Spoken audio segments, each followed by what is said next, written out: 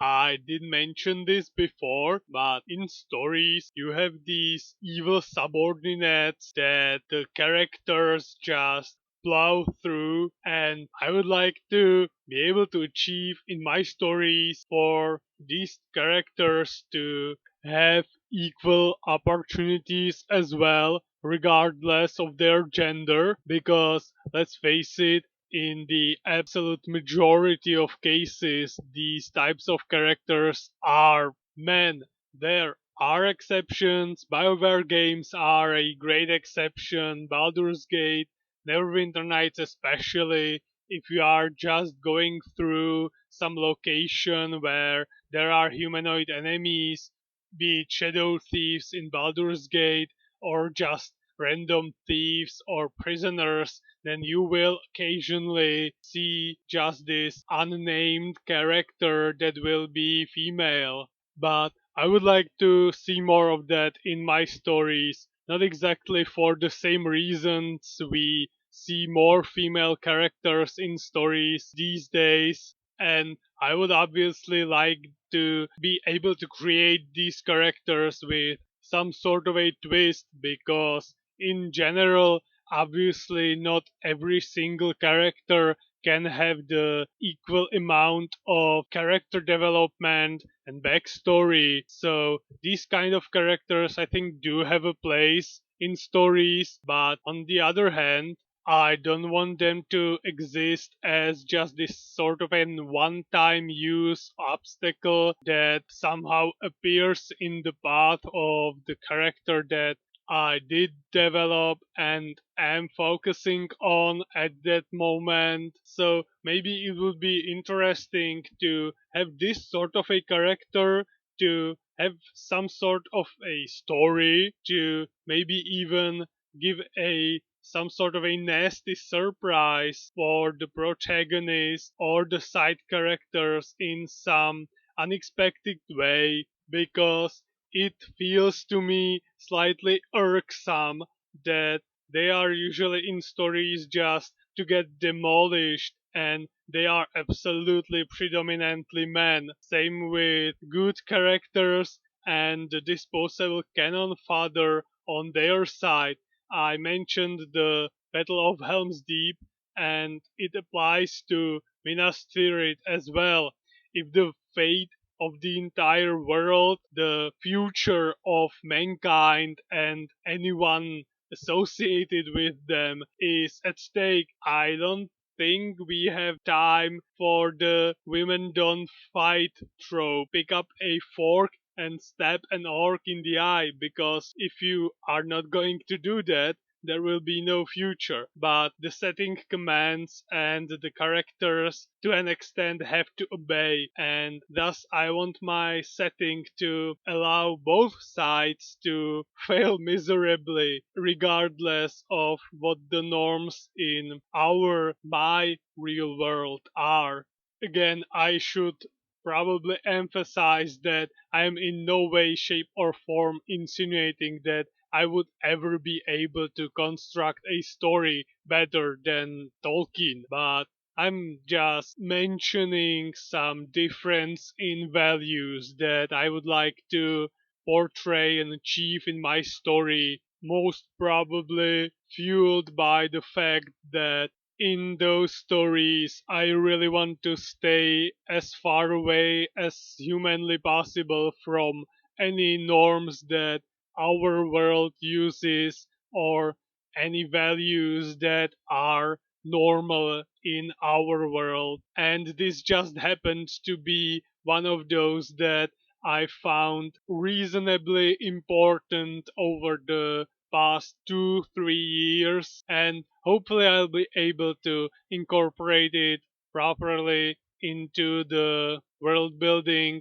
into the setting, in a way that will feel natural for me when I'm reading the story itself. I was always intrigued by the idea that an action of some seemingly insignificant character could have a large impact on a protagonist or the world itself, and Tolkien did that, and it was glorious. It was exactly how he wanted to present the story. And I would like to be able to tell something of significance through these seemingly insignificant characters as well, but staying away from some of these conventions and constraints that we have, and maybe unconsciously they also exist in our stories. Now, that was, I think, enough about antagonists and their seemingly insignificant subordinates. Hopefully, in the future, with an equal spread between the two genders. And now, for some more rapid arrows. Last time the story ended on a slightly heavier note, so this time we are back to the conflict between the Rapid Arrows and the Dark Riders, and even jumping into a different season altogether. And Dark Riders are true to their villainy since it's winter and everyone's trying to enjoy some sledge, but unfortunately, Dark Riders are always on lookout to commit some more atrocities and thus are capsizing whoever's attempting to go down the hill peacefully. And the three girls that were introduced when they made the flag for the rapid arrows are asking our club of heroes to stand up for them against the Dark Riders. Unfortunately, they are outnumbered and outmaneuvered, which unfortunately for them leads to a series of humiliating defeats until the Red Cap comes up with a grand plan where they pick up a giant can, fill it with ash, and then throw it in the way of the Dark Rider's sledge, which unfortunately for the Dark Riders ends up in them capsizing and running away with tails between their legs after suffering the same humiliation they've so gleefully inflicted upon others. But this is not the end of their evil deeds. They managed to find the location of the Rapid Arrow's ice slide and decide to sabotage it by using a large rock. They put it right in the middle, and when Rapid Arrows are using the slide, not on any equipment, just riding it on their feet, squatting down and holding on to the person in front of them, Mirek notices this trap set in their path and attempts to jump over it. Rapid Arrows somehow manage to do that flawlessly, but when the Dark Riders attempt to replicate this marvelous achievement, it doesn't go as well as they've seen it happen right in front of their eyes at the legs of the Rapid Arrows Club. And in this way, the Dark Riders suffer another humiliating defeat at the hands of their own rock.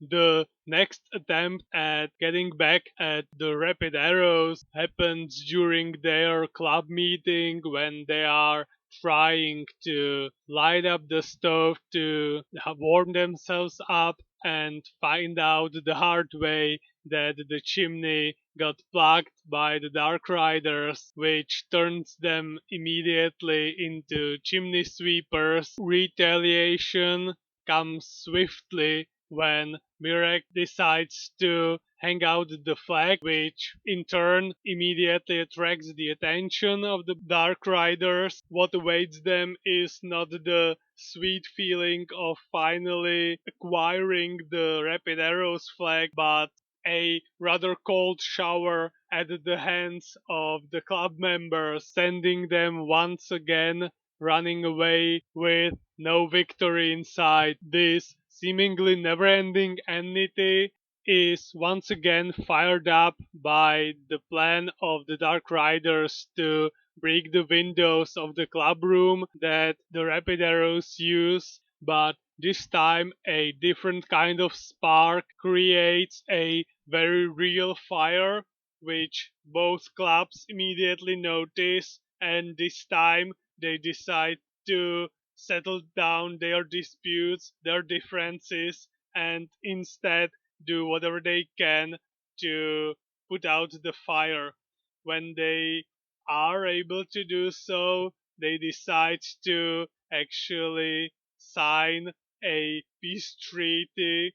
and even the newspaper that deals with these club issues are aware of the fact that these two enemies are finally settling their dispute and are going to become two honest and honorable clubs that will compete fairly in various events and bring actual joy to the neighborhood. And in this way, facing a potential catastrophe, this long grudge finally ends, resulting in a new friendship that everyone will benefit from way more than from this sort of a rivalry that these two clubs used to have. I am genuinely quite happy talking about these simple adventures, just simple one page, one story that are really not trying to be anything other than what they originally set to do. And I think that rapid arrows are a great example of how a very short comic strip could be made into something worth reading and worth going through once in a while. So I'm going to end it here for today. I'm most probably going to come back to what I've been mentioning over and over again during these introductions about various types of antagonists and their representation in my stories. So I'm looking forward to that.